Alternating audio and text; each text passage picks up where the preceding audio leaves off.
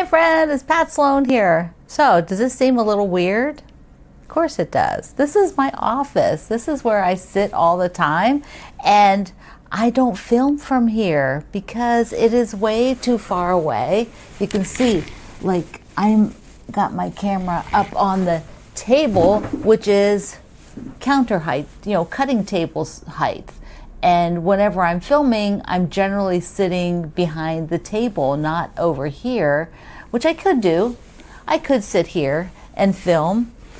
I don't know. It just doesn't seem as natural. And why do you want to look at my computer behind me or partially out the window? I mean, it's just not a convenient spot to film from, is it? But many of you seem to have been totally confused about where I use my new chair. And you seem to think I got rid of it for some reason. No, but this is an office chair and a desk chair. It's not a chair that goes counter height, which is where I film at counter height, I film and I sew at counter height. So let me just, I decided to just take the other camera and try to get you to understand what the difference is. So you can see this is counter height. Here is my hip right here. And if I was coming over to table height, I am much lower. See, down way down here at the bottom. Like, you know, there's counter height is the higher. I mean, this is table height, counter height is up here. And so if you're working on something that is counter height, you can't have just a regular desk chair. You can see even on the baby lock, not the baby lock, the koala table, I have got a lift that this is a 6.5 inch ruler. This lift here for my feet, see there's the foot pedal, this is 6 inches off the floor. And then this is one of the koala chairs that is elevated, so it's up as high as it can go to be able to sew comfortably here. This is not where you put a desk chair. That's a desk chair. That, my friend, is a desk chair. And that's what you use when you sew at a table, a regular table, or you sit at your desk. It's like, I also, for many, many years, have had a footrest because it helps with my back. Like many of us that sit a lot, I have had, you know, little back things here and there. But the Anda chair is what I use every day at my desk. And so, there you go. So I think hopefully that makes sense, is that when I'm working and filming, I'm at the counter height. And when I sit at my desk and work on the computer and do 90% of what I do in here is sitting, you know, whether it's leisure or getting videos done, you know, all that is done sitting at my desk. And so that's what this chair is for. But it also, most of you sew at table height, which is also what this chair is for. It just so happens that I'm working now at a counter height table and also filming, you know, the camera's up on that counter and it has to look down on me like this. So anyways, I just wanted to give you this view because I just don't film from here. It's just awkward. I don't have a table in front of me. There's, you know, nothing here that works for filming. So let me just go on the other side where it does work, and then we can do the rest of the stuff for today. And I'm back to the regular spot where we have something pretty behind me to look at, whether it's the design wall or something I hang there or that quilt, rather than the corner of my office with my computer screen. Who wants to look at that? I look at that all day long. And so you can see here, this is a taller chair. Okay, down like that, right? See, this is like a stool. See, it's like, this is not an office. This is not a desk, you know, or table height that you normally work at. It's kind of an odd thing. You get used to it working taller like this, but it definitely is better for the space that I have to have the cutting table and attached with the sewing machine table. So I only have one unit in here because I do not have a lot of space. It is very, very tight. Okay, Celebrate with quilts. It is that time of the month. This is a block of the month, which is really blocks, multiple blocks each month for Peace and Quilt by my friends Susan Aki and Lisa Alexander. So we have, they've run this into February, but we're probably going to end it in January, or I might even end it December. I'm thinking I'm going to end it in December because look at everything that's made. We'll see. Probably it'll end up being January again, another post, but we have blocks this week that are, one is just one block, which is called 8 Hands Around. This one here. And let me show you mine and talk a little bit about color. So there's mine for the quilt, and I'm using a fig tree fabric line, and so it's a, you know, it's a similar coloration to theirs, but without the blue. There's no kind of no blue, but you can see. Let me do this. Now, if I was in the corner, I couldn't do this. I don't have a table over there. So see, that's why we work like this. Okay, so do you see how on the blue one, on their diagram, that's a much stronger, I mean, the emphasis is on that X.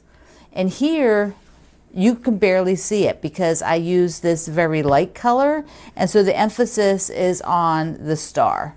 So you can change, and this whole quilt has been like this if you've been following along. Blocks are colored, the colors in them make them look entirely different at times, which is really kind of fun. It's kind of fun to see, and I'm sure that you've been experimenting with yours.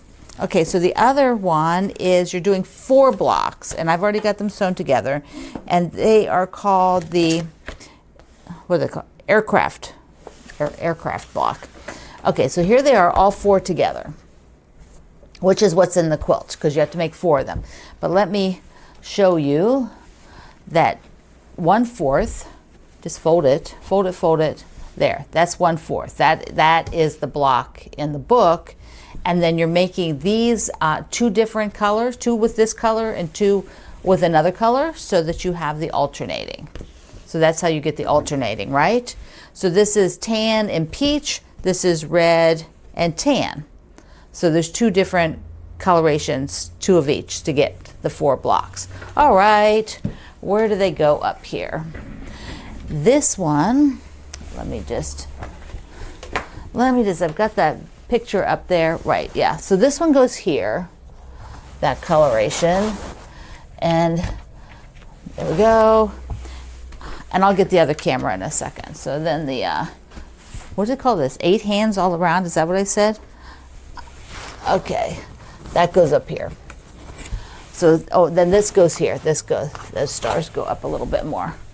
All right, let's get the other camera. Here it is all together, and what this means now is that I can sew this whole unit. So this is a block, and that's the block that we just did, so I can put all that together, sew it to this, and then we just have this part and then the border. So wow. Oh, yeah, see, I sew that to that, so I'll just have, you know, majority of the top done for the December, and I'll have this. And then I'm going to work to see how much of the border I can get on it for December as well. And you can see I'm standing here. See, there's, like, this is the little bit of space. And then here is the corner that I showed you. This is where I have to stand, is way back. It's like not a very deep room. It was the family room of my house. So, and it's attached to the kitchen. It's, you know, and then we have the wall out there. So just while we're here. And then the back side with another bar stool, because like I said, this is counter height. So for cutting, I can't sit in this chair back here. I would be like Edith Ann down at the bottom. Okay, alrighty, there we go. And our day of this month's day is camping. It's a camping day. So if you are a big camper, write about it down in the comments here at YouTube or over at the Fireside Chat at Facebook for the non-quilting chat. If you have a camping quilt, share your camping quilt, whether it's camping themed, camping images, fabrics, or whether you just show it on the bed in your camper. That'll be good. We want to see the camping quilts. Okay, so Tackle It Tuesday. Let's do the Tackle It Tuesday. Then we're going to go on to BeeHaven, because the BeeHaven quilt along. I'm doing this. I'm going to do the small version, and we're gonna get a block made. We're gonna see how it goes. See how it goes together. It'd be super fun. Okay, so Tackle It Tuesday. I have some quilt trimming. Let me just show you a little clip. The other thing I'm doing for Tackle It Tuesday is clearing off this so that I can trim 2 quilts. This is a charity quilt. I'll show you then. And then that is the Christmas all year. So I have to move all this equipment. Just like you, I'm sure you have stuff on your table you have to move. My equipment sits here 24/7, so I have to shove it over a bit. I could get it further over onto the ironing board. This is the ironing board, but I'm not going to. This usually works well enough. So I could lower this, but it's a kind of a rigmarole. So I mean, it's not hard, but then I have to put the other tray on, so I've got to get that out, the flat tray. You know, it's a deal. It's a deal. So I lower it occasionally, but mostly I just manage to trim the quilt without lowering it. I'll usually take the mat and flip it this way, so the longer way is in here, and then I'm just trimming on this side and rotating the quilt. So that's a Tackle It Tuesday task. So the trimming here is, and then what I do is I go and remove the batting. I remove the batting off of here, and then I keep the fabric because these are totally fine. I'm not going to throw them away. I put them in the scrap bag for giving to the charity groups that work with the scraps, and so that is super awesome. But let me show you. I did the Christmas all year. I trimmed that one, but let me just show you the other one, because we saw that last week, and I don't have the binding on them yet, so I will show you the Christmas all year again when we do the binding, because I want to have time to do the BeeHaven.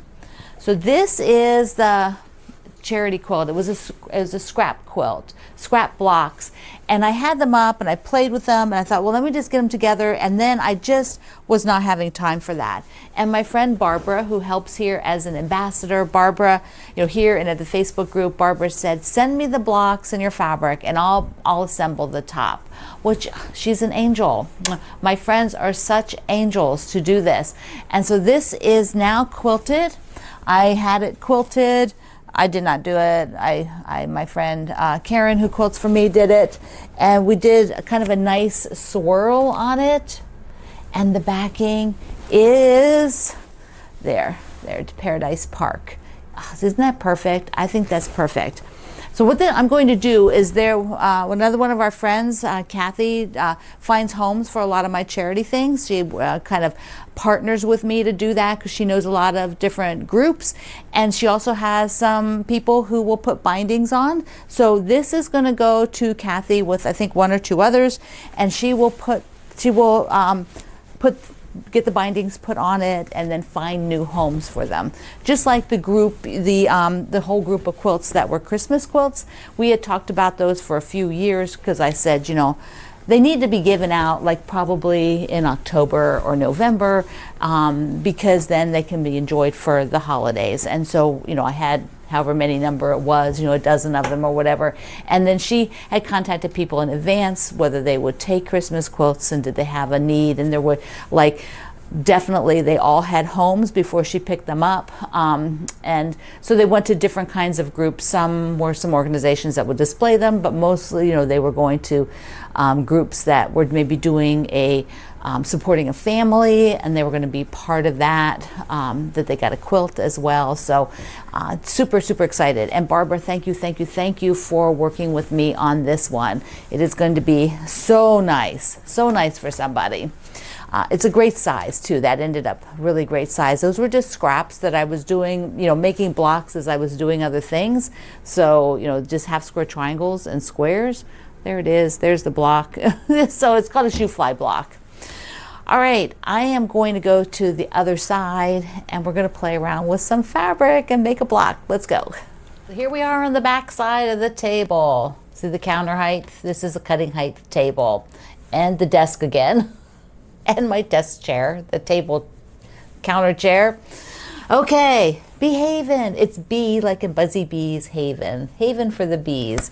I know I'm tending to say them as one word, but they're actually, and this is On the Way to Cape May is actually the name of the pattern, and BeeHaven is the fabric line name. Okay, let me show you a little bit about Rachel's patterns, because they are absolutely fantastic. They're like little mini books. Oh my goodness. They're full color. She tells you a little bit about herself, and then she's got a lot of kind of terminology, because there's actually a flange on the blocks.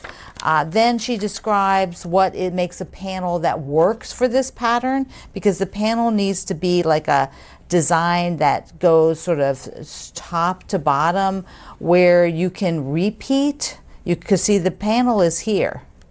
Here, here, here, here. It needs to kind of repeat across.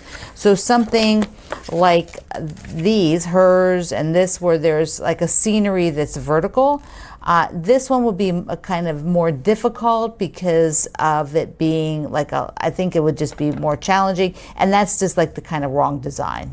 You can't really chop it up that well. Then she's got different sizes in here. And there's like a whole section then on cutting up the panel per size of the quilt.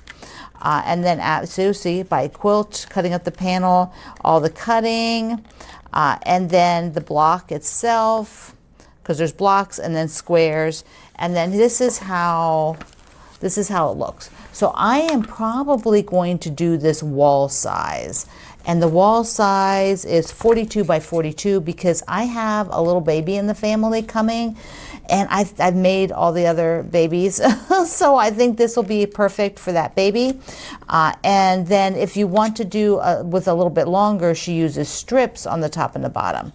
And then you can see here's the design across.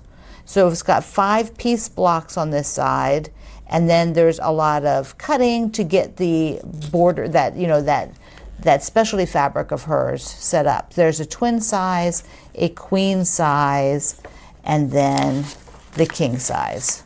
And so that's how then the book is laid out. And it's got some other information in the back here. The links to some things. She has tutorials online, tells you about that kind of stuff. And so what we are going to do today is I'm going to show you this fabric again, but then I am going to make one of these blocks. I just have to make 5 of them for the baby size. So first of all, I'm using the strip sets from her fabric from Benartex, and that way, they're already cut and everything, and so I don't have to do that. Not that I couldn't, but it's just easier. And I know that you guys bought all the ones at the Fat Quarter Shop, and I asked them to get more, so they will be in the near future. So there are the fabrics, jelly roll, strip sets. Some companies call them different things. Benartex calls them strip sets. Look at that. Look at that gorgeous butterfly fabric. And okay, and so now, let me just kind of move. Look at that on purple. Isn't that beautiful? And then the fabric for the side, the feature fabric. The feature fabric, which is, this is the BeeHaven. And I've shown you this a few times, but we quilters, we cannot get too much looking at fabric, can we? So there is the fabric top to bottom. And so this is where the repeat, where, she has a diagram that tells you exactly, how to match up so that it goes like across. Look at these. And I'm thinking, for this being a baby quilt, I asked Benartex to just send me, a big gob of it. And I'm going to also use it on the backing. So yeah, isn't that absolutely fantastic? And then there's the top with those butterflies. Okay, so what I'm going to do is, because this is a pattern, so I'm not showing you step by step. This is somebody else's pattern, and so I'm going to go ahead and make one block. These are very simple to do blocks, and then I'll show you that. I'll show it to you in like 2 parts. Okay, let me get it set up. One of the things you're going to do is cut from a fabric your flange. And she talks all about that in here. She's got great directions, but you can see those lighter parts like between the blocks. That's actually the flange. And a flange is a strip Now I happen to be using the wide back, so my strip is really long, but we're going to be using a thin strip, and then you just press it in half. See, here's the strip pressed in half, wrong sides together. And so now I've got this finished edge, which will be exposed, and it'll give that kind of little, you know, texture, and, you know, nice sort of like a fiddle quilt, or because it's going to baby, I think it'd be kind of little, just something their little fingers can touch on. It'll be so sweet. And that, there's a lot of that because it has to go between lots and lots of the strips for the blocks. Now the thing she has in here is that if you are using yardage for the blocks, she does recommend starching. Because I'm using a pre-cut, they're already cut, I do not recommend starching pre-cuts. You could write Rachel and ask her what she thinks about that. But I personally am not going to starch because starching pre-cuts tends to mess them up. Some will shrink, they will get out of shape, and I don't want that. And I'm used to sewing without starch, so I will just be careful. And this flange will go between two blocks, and I'll just sort of do a little show and tell of that when I get to that point. So I'm not going to cut all the strips right away because I want to make one block so we can wrap up this video.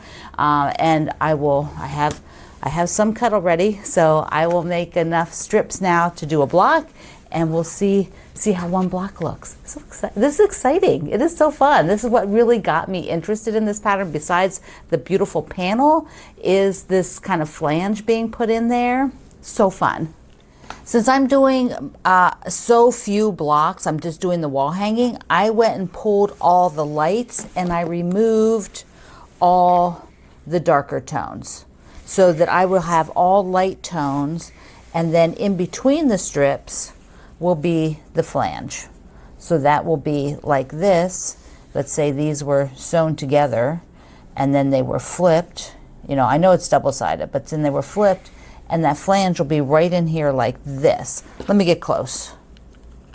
Here's how it'll go. You take the flange, which is the folded in half, wrong sides together, right sides out, lay the flange on top of one strip, then you'll be putting the other strip on top, and then sewing the seam like you would, just sew these two together, and then when you flip it open, there will be this piece in between them like that. And she has some tips on how to do this. I'm thinking I might just take a glue stick and glue stick right along here, you know, like this. Take the glue stick. I'm going to sew those two together. So take the glue stick along there carefully and just press that down so it doesn't shift. And it should just hold it enough while I'm going. And I'm going to sew a little bit slower. I'm not going to sew at the speed of sound.